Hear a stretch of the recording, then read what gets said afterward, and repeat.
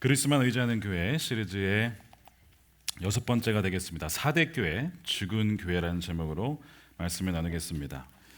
자, 4대 교회는 한마디로 말하면 살아있다라고 하는 이름은 있지만, 명성은 있지만 실상은 죽은 교회가 4대 교회입니다.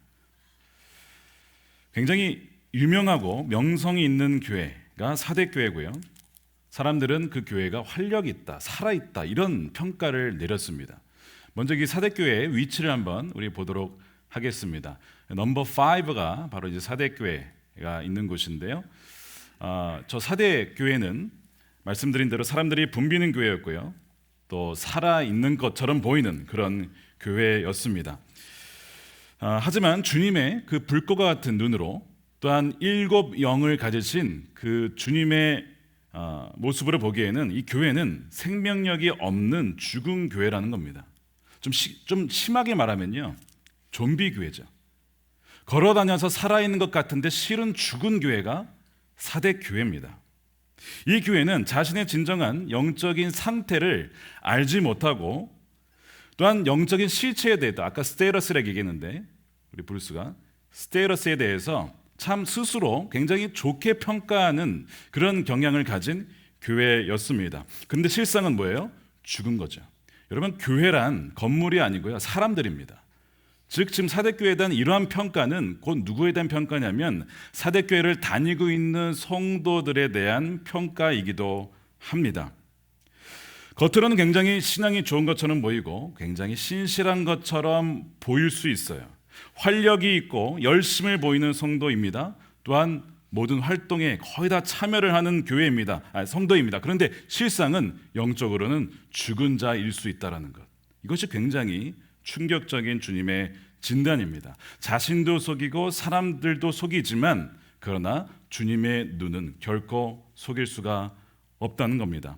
사무엘이 이새의 첫째 아들 엘리압에게 기름을 부으려고 그랬어요. 왜냐하면 딱 보기에 완전히 왕의 풍채입니다. 소위 대통령상이었어요.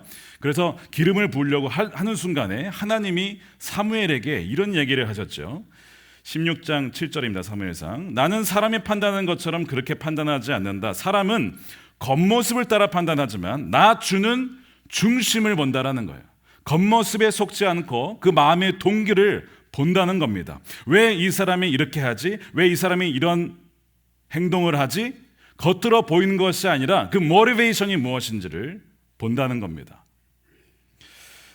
이름은 있었으나 이름뿐인 신앙, 이것이 바로 이 4대 교회의 모습이었습니다. 껍데기 신앙이었다는 것이죠. 그래서 예수님은 2절에서 너 행위에 온전한 것을 내가 찾지 못하였다라고 말씀을 하시죠. 여러분, 이러한 주님의 평가는 처음이 아니고 구약에서부터 선지자들을 통해서 하나님께서 지속적으로 이스라엘 백성들을 향하여서 하신 경고의 말씀이 있고 진단이었습니다.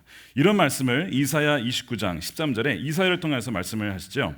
이렇게 되어 있습니다. 주님께서 말씀하신다. 이 백성이 입으로는 나를 가까이하고 입술로는 나를 찬양하고 영화롭게는 하지만 그 마음은 나를 멀리하고 있다. 그들이 나를 경외한다는 것은 다만 들은 말을 흉내내는 것일 뿐이다라는 거죠. 입술만 보면 신실한 그리스도인들이, 그러니까 하나님을 따르는 백성들이 바로 유대의 백성들이었습니다. 그들의 기도와 예배는 참 신실해 보이고 신앙이 참 깊어 보입니다. 그런데 너무나 좀 심한 진단이라고 볼 수도 있는데요. 뭐라고 하시냐면 그것은 연기였다는 거예요. 실체는 그것이 아니었다는 거죠. 입술은 하나님을 찬양하지만 마음은 전혀 다른 곳에 있을 수 있고 하나님을 멀리할 수 있다는 것. 예수님의 진단은 정확하고 오차가 없습니다. 그분은 우리를 지으신 분이기 때문에 우리 자신보다, 내가 나를 아는 것보다 훨씬 더 주님은 우리를 잘 아십니다. 정말 두려운 말씀이에요. 존 웨슬리는 그가 살아있는 동안 표준설교 53편을 정리를 했습니다. 그래서 웨슬리안들은, 감리교도들은 여기에 남아있는 교리들만 전해야 된다라고 정리를 한 거예요. 첫 번째 설교가 뭐냐면 믿음으로 말미암는 구원이다. 구원이라는 것은 오로지 그분의 은혜로 말미암아 믿음으로 얻는 것이다. 그것이 첫 번째 설교입니다. 두 번째 설교가 뭐냐면 Almost Christian이라는 설교였어요. 명목상의 그리스도인 혹은 거의 그리스도인. 이게 두 번째 설교고요. 세 번째 설교가 뭐냐면 잠자는 자여 일어나라. 그러니까 이 세 가지 다 모두 뭐냐면 구원론에 대한 얘기고요. 또한 자신이 참 믿음이 괜찮다라고 생각하는 나미날 크리스천들을 깨우는 설교들이 바로 가장 상단의 세 편에 위치해 있습니다. 이 얼머스트 크리스천이라는 설교는 이 존 웨슬리만 한 것은 아니었고, 그 당시에 어떻게 보면 역대 교회사 중에 가장 최고의 설교를 꼽으라면 조지 위필드를 꼽는데, 이 조지 위필드의 주된 설교가 얼머스트 크리스천이었습니다. 청교도 중에 매튜 미드라는 사람이 있어요. 그분은 역시 동일한 제목입니다. The Almost Christian이라는 책, 우리나라 책으로는 유사 그리스도인이라는 책으로 번역이 돼서 출간이 됐는데, 반복적으로 평생 전했던 설교가 바로 유사 그리스도인이었습니다.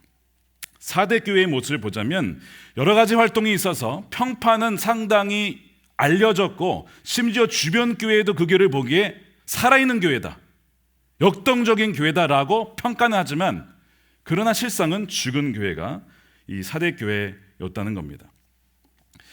자, 문제가 뭐였다고요?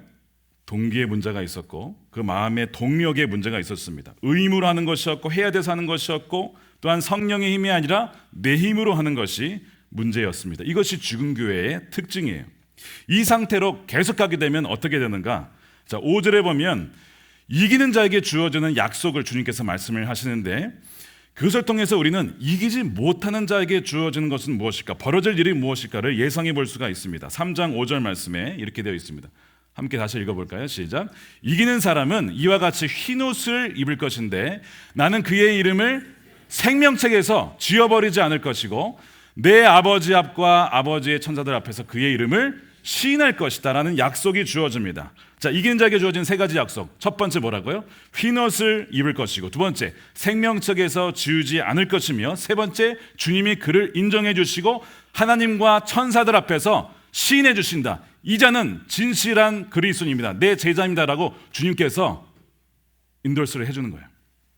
자, 근데 이걸 뒤집으면 어떤 거예요? 지는 자에게 주어지는 그 결말이 있습니다. 자, 흰옷을 입지 못하게, 나중에 설명해 드릴 거예요. 두 번째, 생명책에서 지워지고, 세 번째, 주님이 그를 시인하지 않고 내가 너를 도무지 알지 못한다라고 하신다는 겁니다. 뒤집으면, 그렇죠? 그렇다면 일어날 수 있는 질문 중에 하나는 뭐냐면, 생명책은 무엇이고 과연 생명책에 기록된 자는 지워질 수 있는가라는 질문입니다.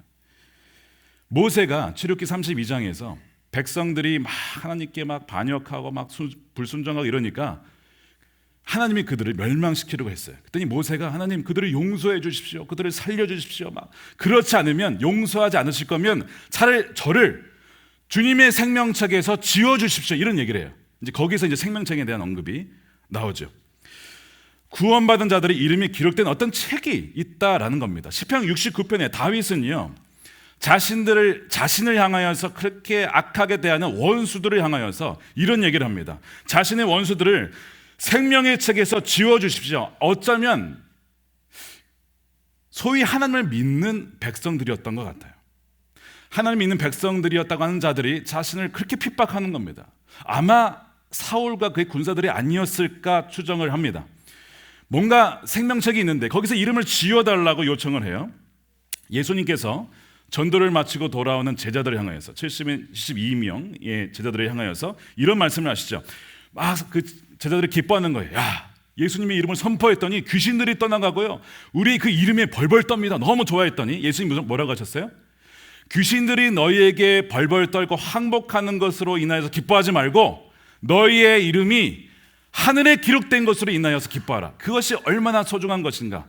하늘에 기록된 것이 있다는 거예요. 자, 묻겠습니다. 여러분들의 이름이 하늘에 기록되어 있습니까? 생명책에 기록되어 있습니까? 이거는 굉장히 중요한 퀘스천이에요. 굉장히 중요한 퀘스천입니다. 요한계시록 21장에도 생명책에 대한 언급이 나와요. 자, 요한계시록은 마지막 책이고 22장까지인데 21장에 이런 얘기가 나옵니다. 이것도 함께 읽어보겠습니다. 21장 시작. 속된 것은 무엇이나 그 도성에 들어가지 못하고 가증한 일과 거짓을 행하는 것도 절대로 거기에 들어가지 못합니다. 다만 어린 양의 생명책에 기록되어 있는 사람들만이 들어갈 수 있습니다. 어린 양의 생명책에 기록되어 있는 사람들이 여러분들이십니까? 내가 들어가 있다라고 믿는 것과 실상 스테이러스와 실체는 전혀 다를 수 있어요. 같을 수도 있지만 전혀 다를 수도 있습니다. 여기 보면 생명책에 기록됐다. 자, 계속 띄워주세요. 사람들이 있는데 영어로 보면 those who are written 이라고 되어 있습니다. 자, those who are written in the Lamb's Book of Life로 되어 있죠. 좀 이상한 게 뭐냐면 분명히 어느 순간 인생을 살아가다가 과거에 쓰여진 순간이 있었을까? 그러면 who were written, 쓰여진 과거형을 썼을 때 이걸 who are written이라고 썼어요. 그 얘기는 무슨 얘기냐면 최후의 심판이 있는 그때에도 여전히 책에서 지워지지 않고 계속 현재형에도 여전히 그 믿음을 유지하고 갖고 있는 그 사람들만이 들어갈 수 있다는 거예요. 그 얘기는 뒤집어서 얘기하면 누군가는 기록되어 있었지만 어느 순간 지워진 사람들도 있다는 것을 암시합니다. 분명 성경 곳곳에서 이 성경책의 이 생명책에 대한 언급이 자주 나옵니다. 그런데 이 사대교회는요, 지금 이대로 그대로 가게 되면 생명책에서 지워질 위기에 처해 있는 겁니다. 그들이 회개하지 않고 계속해서 불순종하고 죄에 굴복하면 내가 너의 이름을 지워버리겠다라고 경고하시는 것이죠. 그 말은 그들의 이름이 기록되어 있었는데 그것이 지워질 위기에 처해 있다는 겁니다. 그들의 이름이 기록되어지지 않다면 교회가 세워지지 않았을 겁니다. 분명히 그들이 어느 순간에는 주님을 만나고 영접하고 뜨거웠던 순간이 있었을 거예요. 주님을 만난 순간이 있었기 때문에 교회가 세워진 겁니다. 그런데 어느 순간 이제는 주님을 잃어버리고 사랑도 잃어버리고 믿음도 잃어버리고 겉으로 보여지는 것만 만족해서 안정적으로 이제는 끝났구나, 이제 내 신앙은 이제 아주 안정적이야 라고 죽어버린 그런 교회가 사대 교회라는 것이죠. 만약에 이 5절에 오늘 5절에 내가 결코 이 생명책을 지우지 않겠다라는 말에서 만약에 생명책에 한번 쓰여지면 지워지지 않는다라고 한다면 이 말은 아무 의미가 없는 거예요. 어차피 쓰여지면 지워지지 않는데 뭐 지워지지 않겠다라는 것이 무슨 의미가 있는 거예요. 그렇죠? 영국의 톰 라이트라는 신약학자, 우리 어제 성경 공부에 제가 소개를 드렸는데요, 이 구절에 대한 주석을 이렇게 썼습니다. 일부 지역에서는 한 시민이 사형 선고를 받아야 할 때 먼저 그의 이름을 사형시키기 전에 먼저 그의 이름을 명부에서 지워버렸다.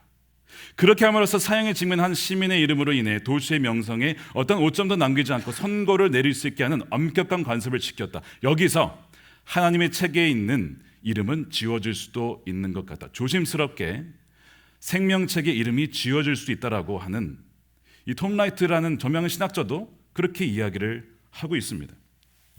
다시 말해 사대교회 교인의 명부에는 있을지는 몰라도 생명책에는 기록되어 있지 않는 사람들이 있을 수 있다는 거예요. 교인 명부에는 있지만 생명책에는 없는, 생명책에 한때 기록은 되었지만 나중엔 지워져 버리는 그런 경우가 있을 수 있다는 거죠. 굉장히 두려운 말씀이에요. 이것이 사대교회가 처한 위기인데 이것이 동일하게 우리에게 처한 위기일 수 있어요. 과거에 내 이름이 기록은 되었지만 과연 지금도 여전히 현대형으로 기록되어 있는가? 겉으로는 살아있다는 평판이 있지만 실상은 완전히 죽어버린 거 아닌가? 아니면 거의 죽어가고 있는 건 아닌가?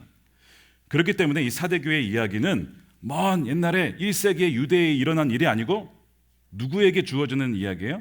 현재 우리에게 주님이 이 말씀을 통해서 들려주시는 주님의 음성이라는 겁니다. 그런데 기쁜 소식이 하나 있어요. 주님은요, 사대교회를 포기하지 않으셨어요. 자, 주님이 사대교회를 포기하셨다면 편지를 보내지도 않으셨을 거예요. 편지를 보내셨다는 얘기는 무슨 얘기야? 너희가 아직 찬스가 남아있다. 아까 오늘 최병임 집사님 기도에 주님 우리에게 기회를 주신 줄로 믿습니다. 찬스가 아직 남아있다는, 거의 죽게 됐지만 일부는 다 죽었어, 거의 죽어가고 있지만 그러나 아직 기회가 있기 때문에 너희가 깨어나라, 살아나라 라고 하면서 권면의 말씀으로 이 편지를 지금 보내고 있는 겁니다. 마찬가지로 지금 여러분들이 거의 죽게 되었고 심지어 죽은 상태랄지라도요, 아직 뭐가 있다라고요? Still chance가 여러분들에게 second chance가 남아있다는 거예요. 믿으십니까? 그렇기 때문에 여러분들 지금 이 자리에 모여 있는 거예요. 만약에 주님이 우리를 버리셨으면요, 이런 말씀 안 하십니다. 어차피 끝난 거 왜 편지를 보내셨을 거야? 지금 중간고사라는 거예요. 나중에 기말고사 최종 심판이 남아있을 때에는 너희가 산자가 되어서 내 앞에 섰으면 좋겠다라는 그 애절한 사랑의 고백이 이 편지의 내용입니다. 그래서 주님은 그들에게 처방전을 주시는데요, 그것이 뭐냐? 두 가지인데, 하나는요, 첫 번째, 소수를 통해서 다수를 깨어라라고 말씀하십니다. 자, 2절에 이렇게 되어 있어요. 깨어나라. 그리고 아직 남아있긴 하지만 막 죽어가는 자들을 굳건하게 하여라. 나는 너의 행위가 나의 하나님 앞에서 완전하다고 생각하지 않는다. 자, 주님은 깨어나야 된다. 그래서 죽어가는 자들, 이제 죽어가는 자들을 가서 굳건하게 하라. 자, 무슨 얘기냐면 사대 교회에는 아주 소수긴 하지만 살아있는 사람들, 깨어있는 사람들이 있었어요. 그들을 향해서 너희가 대다수는 지금 다 죽어가고 있는데, 죽거나 죽어가고 있는데 그들을 깨우고 그들을 굳건하게 하라는 겁니다. 여러분, 굳건하게 하다라는 말은 다른 말로 표현하면 아까 브루스 계속 간증이 나왔던 양육입니다. 양육, 전도사님 양육이 굳건하게 하는 거예요. 지금 주님께서 소수의 사람들을 향하여서 죽어는 사람들을 양육해서 세우라고 말씀하십니다. 사도행전 18장에 바울이 갈라디아 지방과 부르기아 지방을 다니면서 뭐라고 하냐면 만나는 성도들을 굳건하게 하였다, 이런 표현이 나와요.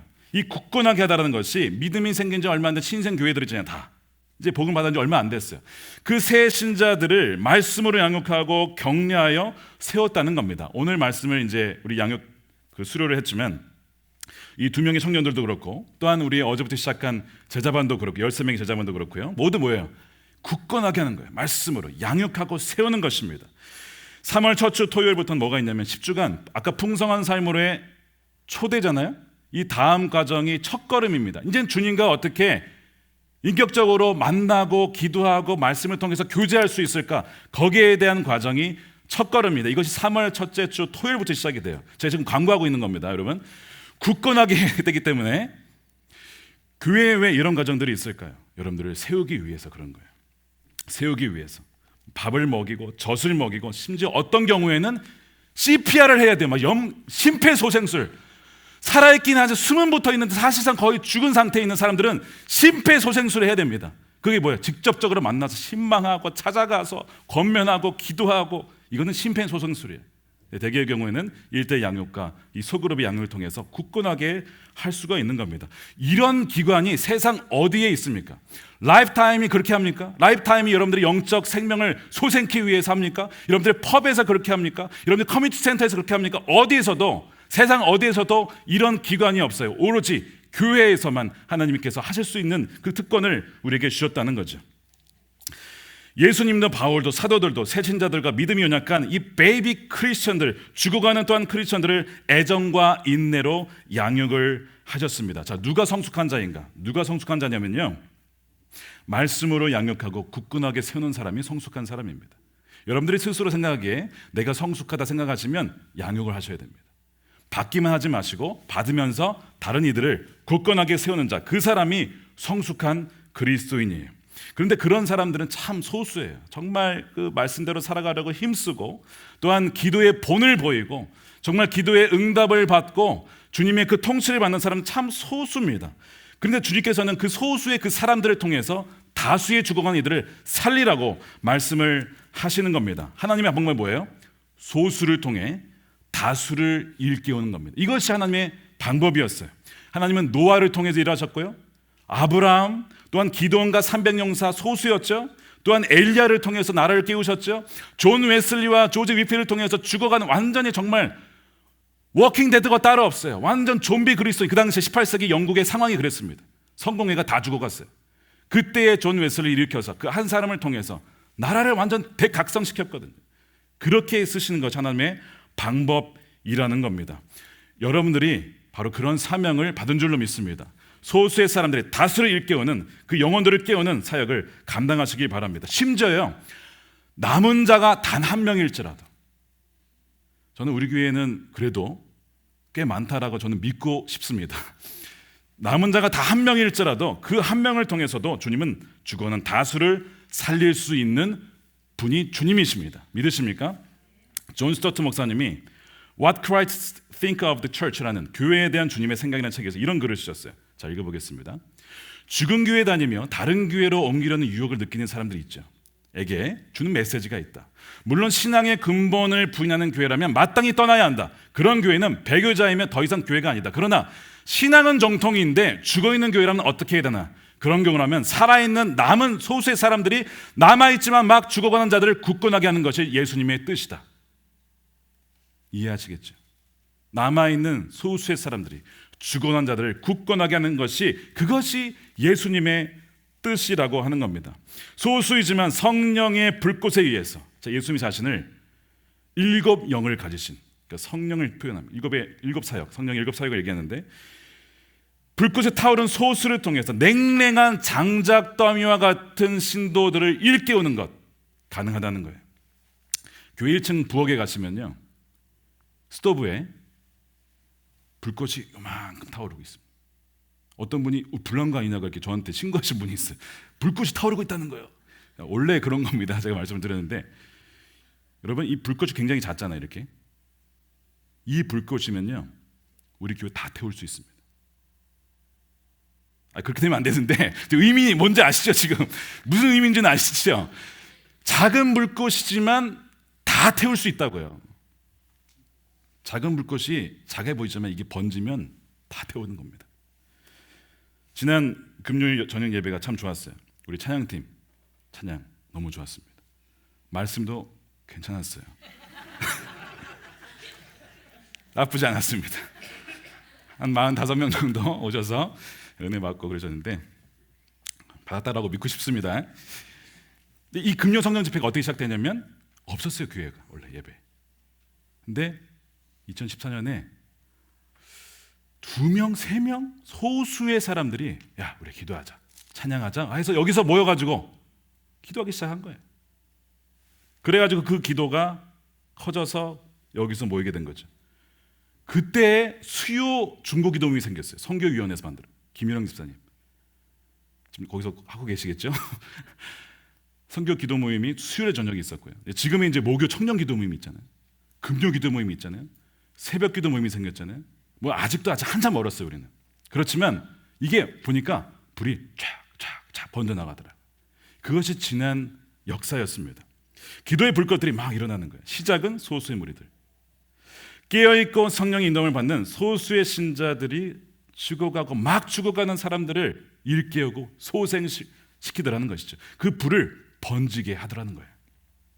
거의 죽게 된 교회를 살려내는 겁니다. 그래서 주님의 첫 번째 처방전 뭐라고요? 깨어있는 소수가 막 죽어가는 다수를 양육하여 굳건히 하라는 것. 이것이 주님의 처방전 첫 번째입니다. 두 번째 처방전은 뭐냐면 기억하라는 거예요. 자, 3절 말씀 읽겠습니다. 3절 말씀 시작. 그러므로 내가 그 가르침을 어떻게 받고 어떻게 들었는지를 되새겨서 굳게 지키고 회개하여라. 여기에서 되새기다라는 것, 영어로는 remember라고 되어 있어요. remember. 무엇을 기억하냐면 너가 받은 가르침, 복음과 하나님의 은혜와 사랑에 대한 메시지를 기억하는데, 흥미로운 건 뭐냐면 무엇을 들었는지가 아니라 어떻게 받고 어떻게 들었는지를 하라는 거예요. 영어로는 지금 what you received로 되어 있지만 킹제임스 버전과 개역개정과 새 번역판은 저거를 how you received로, 그래서 이게 퍼스라고 하는 헬라어를 번역한 건데 대부분은 사실은 80%가 how로 번역이 됩니다. 그래서 한글 성경과 킹제임스 버전은 그것을 어떻게라고 번역을 한 거예요. 자, 어떻게라고 한다면 옳은 의미가 됩니다. 너가 들은 복음과 예수 그리스도에 대한 진리의 말씀이 어떻게 해서 너가 받게 되었는가. 아까 이제 우리 승재 형제 고백했던 것처럼 내가 예배를 드리다가 영어라서 사사로 못 알아듣는데 갑자기 하나님의 음성이 내 입에 들려왔다. 그 어떻게 너가 그 음성을 듣게 되는지를 그걸 잊지 말라는 거예요. 리멤버하라는 거예요. 기억하라는 거예요. 여러분들 처음 주님 만났을 때 그 마음을 기억하라는 것이죠. 그 순간. 또 한 가지는 이 복음이 우리에게 오기까지 어떻게 이걸 전달되는지 너희는 알고 있느냐? 너희 들었잖아. 그거를 잊지 말라는 거예요. 예를 들면 우리 조선에 성경이 처음으로 전해졌을 때 누군지 아십니까? 토마스 선교사님이에요. 먼 아일랜드에서 젊은 그 청년의 선교사님이 아내를 잃으면서까지 조선에 온 거예요. 그래서 이제 그 제너럴 셔먼호 배를 타고 조선 사람들에게 복음을 전하고자 평양으로 가고 있었습니다. 배가 닿는 곳마다 조선 사람들에게 성경을 전했어요. 아직 한글 성경이 없었기 때문에 중국어 성경을 전했는데 한 500여 권을 그렇게 해서 쫙 전달을 하다가 평양에 도착을 합니다. 이제 이 선교사님은 말이 이거예요. 하나님은 조선을 사랑하십니다. 한국말로. 그 당시 조선말로 아주 어눌했겠죠. 그 말로 하나님은 조선을 사랑하십니다. 이걸 받으세요. 성경책입니다. 이렇게 해가지고 전달을 합니다. 하지만 이제 좀 비극적인 사건이 벌어지죠. 제너럴 셔먼호의 선장과 조선의 군사들 사이에 오해가 발생하고 충돌이 일어납니다. 그 가운데 이 토마스 선교사님도 거기에 인벌브가 되어서 억울하게 국법을 어겼다, 사교를 전했다라는 죄로 인해서 처형을 당합니다. 그렇게 1866년 9월 3일 27세의 젊은 나이에 대동강에서 순교의 피를 흘리고 죽어요. 그 성경만 전해주고 죽은 거예요. 야, 우리가 지금 이 성경이요, 어떻게 온 거예요? 순교의 피로 전해진 성경입니다. 누군가의 목숨을 바쳐서 전해졌기 때문에 우리가 이 말씀을 들을 수 있었다는 거예요. 어떻게 받았다고요? 누군가의 순교의 피로 전해받은 말씀이라는 겁니다. 이 아펜젤로의 감리 선교사 아펜젤로였던 이 분하고 우리 장로교 선교사였던 언더우드, 먼 태평양을 건너서 그 당시에 비행기가 있었습니까? 배를 타고 한참 어려운 그 시기를 건너면서 조선까지 왔어요. 복음이 전해진 겁니다. 이들의 수고와 헌신이 있었기 때문에 우리 선조들이 복음을 받았고 선조들의 자녀들에게 전해서 우리에게까지 복음이 전해진 거예요. 이것이 어떻게 우리가 받고 들었는지에 대한 역사라는 겁니다. 복음은 피로 전해진 복음이에요. 청소년부 사역을 할 때 제자훈련을 마치고 양화진에 간 적이 있어요. 서울에 가면 선교사님들의 묘지가 있습니다. 그 선교사님들이 다 모아놓은 그 묘지가 있어요. 조선에 왔다가 순교하거나 목숨을 잃은 선교사님들이 다 묻혀 있습니다. 감리교 선교사였던 이 아펜젤로 선교사님은 목포 앞바다에서 풍랑을 만났어요. 그래서 이제 가고 있었는데 한 소녀가 거기서 빠져가지고 그 소녀를 구하고 뛰어들어서 구합니다. 근데 아시잖아요. 구하고 나면 힘이 빠져서 자기는 물에 빠져서 죽고 실종이 돼버렸어요. 그러니까 아펜젤로 선교사님은 시신이 없습니다. 그냥 묘비만 남아 있어요. 근데 그 묘비에 이렇게 쓰여 있습니다. 이제 우리란 표현은 이제 언더우드 선교사님이 같이 한 거예요. 우리는 부활절 아침에 이곳을 왔습니다. 그날 사망의 권세를 이기신 주께서 이 백성을 얽어맨 이 결박을 끊으사 하나님의 자녀로서의 자유와 빛을 주옵소서. 이것이 이제 묘비예요. 아펜젤로 선교사님 묘비인데, 이런 헌신이 있었기 때문에 우리에게 복음이 전해졌다는 것, 우리가 그것을 잊지 말아야 하고 기억해야 한다는 겁니다. 어떤 분들은 여러분들이 아마 부모님으로부터 신앙을 전수받았을 거예요. 여러분을 위해서 새벽 기도하시고 철야 기도하시고 눈물을 흘리며 그 바쁜 가운데서도 여러분들에게 신앙을 전수하기 위해서 고군분투하셨던 그 부모님이 어떻게 여러분들에게 복음을 전했는지를 여러분들 어떻게 하라고요? 기억하라는 거예요. 기억하지 못하면 어떻게 된다는 거예요? 죽을 수 있다는 거예요. 식어진다는 거예요. 죽은 신앙이 될 수 있다는 거예요. 어떻게 너희가 그 복음을 받아들였는지를 기억하라. 어떤 분들은 부모님이 믿음의 부모님이 아니라서 친구를 통해서, 선배를 통해서, 목회자를 통해서, 믿음의 성도를 통해서 전해드렸을 겁니다. 그분들이 여러분들을 위해서 어떻게 섬겼는지, 어떻게 라이드를 했는지, 어떻게 여러분들을 위해서 기도했는지 그를 잊어서는 안 된다라는 겁니다. 그래서 전해들은 그 가르침과 믿음의 선자들 우리에게 주신 전통들을 소중히 여기고 간직해야 된다는 것이죠. 주님은 언제 우리에게 오실지 몰라요. 그래서 기억하고 깨어 있어야 합니다. 3절에 보니까 주님은 도둑같이 올 것이라고 했습니다. 이 사대성은 난공불락 지역입니다. 역대 어느 나라도 점령을 못했는데 딱 2번 점령을 당합니다. 한 번은 언제냐면 페르시아의 고레스 왕에게, 두 번째는 안티오코스 왕에게 점령을 당해요. 커다란 충격이었어요. 그 당시에 이 사건을 성경백과사전에 이렇게 기록이 되어 있어요. 주전 549년에 메대의 한 병사가, 또한 주전 218년에 크레타의 한 병사가 아크로폴리스, 이 4대 지역입니다. 그 성을 성공적으로 기어올랐다. 그래서 점령당한 거거든요. 4대 사람들이 깨어 경계하지 않았기 때문이다. 우리가 신앙이 섰다라고 생각했을 때 사단은 우리를 죽이려고 한 병사를 보내서 여러분들의 그 믿음의 성을 오르려고 할 겁니다. 경계하지 않으면 점령 당하는 거예요. 그래서 주님은 너희가 어떻게 그 가르침을 받은지를 remember, 기억해야 된다. 이것이 두 번째 처방전입니다. 주님께서 약속을 주시죠. 자, 휘놋과 주님께서 시인하시는 약속을 주시는데요. 생명책에서 지우지 않겠다. 휘놋을 주겠다. 휘놋은 뭐예요? 순결한 자의 상징입니다. 순결한 자의 상징이에요. 사대에는 자기 옷을 더럽힌 사람들이 있었습니다. 그것은 죄로 자신을 더럽혔다는 뜻이에요.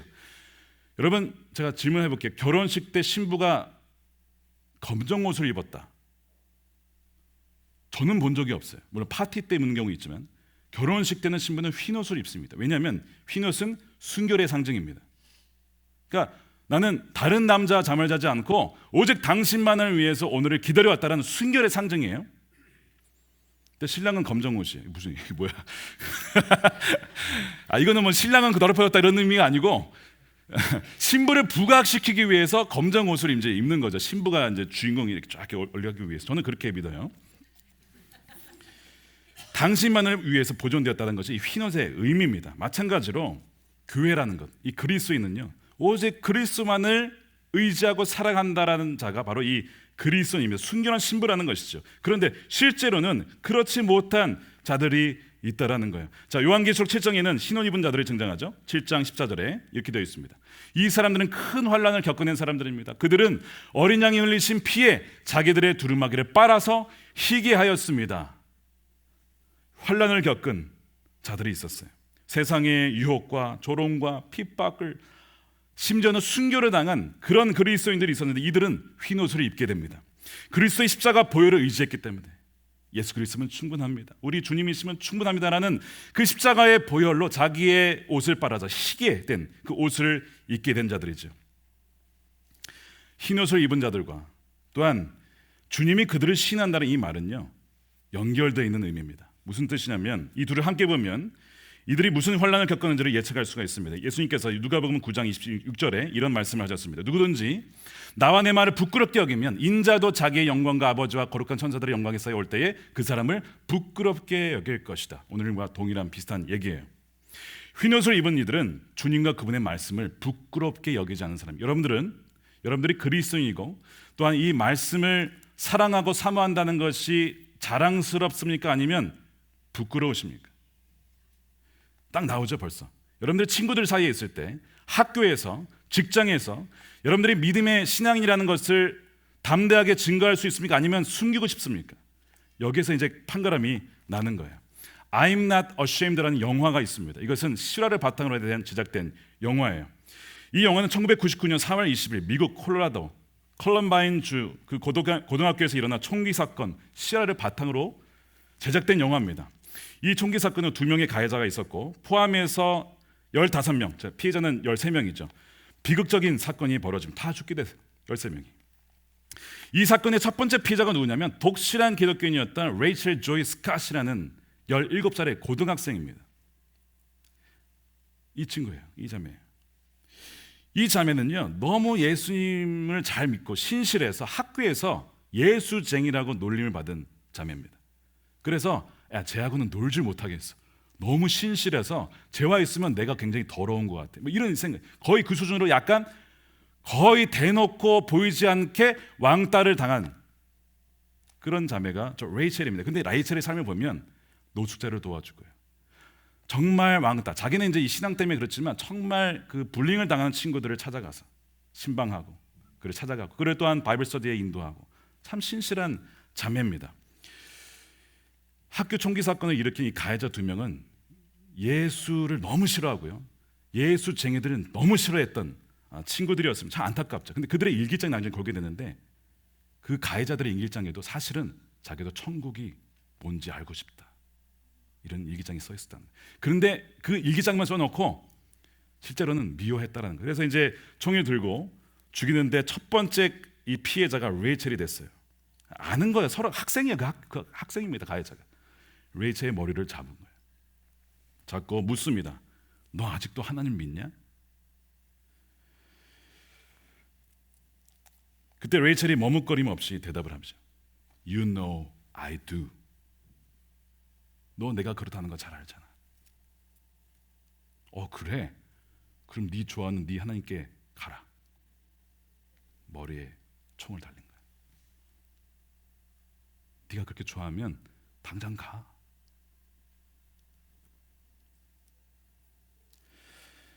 레이첼은 그렇게 그 자리에서 주님의 부름을 받아요. 진수로 자기 옷을 더럽히지 않고 흰옷을 입은 생명책에 영원히 기록될 주님의 자녀. 이것이 미국에서 20년 전에 벌어진 사건입니다. 이런 비극적인 일은 다시는 벌어져서는 안 되죠. 안 됩니다. 근데 언제 그날이 도적같이 우리에게 다가올지 몰라. 어떤 형태로. 뭐 거의 대부분 우리가 마주할 환난은 뭐 이런 형태는 아닐 겁니다. 아주 굉장히 극단적인 케이스인데요. 아마 이런 형태가 될 겁니다. 조롱과 웃음거리, 험담과 무시. 야, 저 예수쟁이 지나간다. 야, 그렇게 좋으면 아예 그냥 예수랑 살아 아주 그냥. 이런 조롱과 비난, 웃음거리, 이런 형태가 될 거예요. 아예 무시해버리고 아예 투명인간 취급하고. 세상은 점점 더 주님의 말씀을 이야기하면 시대에 뒤떨어졌다, 아직도 그런 말을 믿느냐, 아직도 하나님을 믿느냐, 지성이 없는 거 아니냐, 머리가 빈 거 아니냐, 골빈 거 아니냐, 조롱을 받는 시대가 될 겁니다. 심지어는 기독교 내에서조차도 성경 말씀에 어떤 아직도 그런 걸 믿느냐, 공부 좀 해라, 신학 공부 좀 해, 그건 잘못된 해석하기야 이러면서. 결혼 남자 여자의 결합이라고 하면 야 시대가 어느 시대인데 지금 그런 걸 주장하고 있냐, 비판받고 조롱받고 우습게 여기며 심지어는 욕을 먹는 시대. 세상을 따라가야만 지성인 것 같고 진보적인 사람 같아 보이기 때문에 사람들은 점점 주님과 그분의 말씀을 부끄러워하기 시작합니다. 주님은 분명히 말씀하시죠. 누구든지 나와 내 말을 부끄럽게 여기면 나도 내가 다시 올 때 그를 부끄럽게 여길 것이다. 내가 너를 모른다 할 것이다. 그 말은 내가 그를 신하지 않겠다는 것이죠. 하지만 너가 사람들 앞에서 나를 신하면 부끄럽게 여기지 않으면 나도 너를 신할 것이다. 누가복음 12장 8절 말씀에 이렇게 되어 있습니다. 내가 너에게 말한다. 누구든지 사람들 앞에서 나를 시인하면 인자도 하나님의 천사들 앞에서 그 사람을 시인할 것이다. 그러나 사람들 앞에서 나를 부인한 사람은 하나님의 천사들 앞에서 부인을 당할 것이다. 말씀을 조롱하는 문화 속에서 주를 시인하고 그분의 말씀을 부끄러워하지 않는 자, 이 자들이 흰옷을 입은 자들이에요. 근데 사대교회는 소수이긴 하지만 있었어요. 우리 교회는 과연 몇 명이라고 주님께서는 말씀하실까? 주님은 아실 겁니다. 주님은 이들을 아버지 앞과 천사들 앞에서 그의 이름을 신하시겠다고 약속을 하십니다. 말씀을 그대로 믿는다고 해서 어리석고 이해 폭이 좁고 미련하다라는 조롱받는 그런 자들, 그러나 여러분 부끄러워하지 마십시오. 오히려 자랑스러워하시기 바랍니다. 주님이 여러분들과 함께 다닐 거라고. 그 흰옷을 입은 자들은 나와 함께 다닐 것이다. 세상에서 왕따를 당했느냐? 내가 너와 영원히 동행할 거야. 그렇기 때문에 여러분들이 누구로부터 어떻게 복음을 들었고 받았는지를 기억하십시오. 그리고 굳게 지키고 되새기십시오. 그리고 죽어가는 데를 굳건하게 하여서 주님 앞에 부끄러움 없이 주 앞에 서게 되는 저와 여러분들이 되시기를 주님의 이름으로 축원합니다. 기도하겠습니다.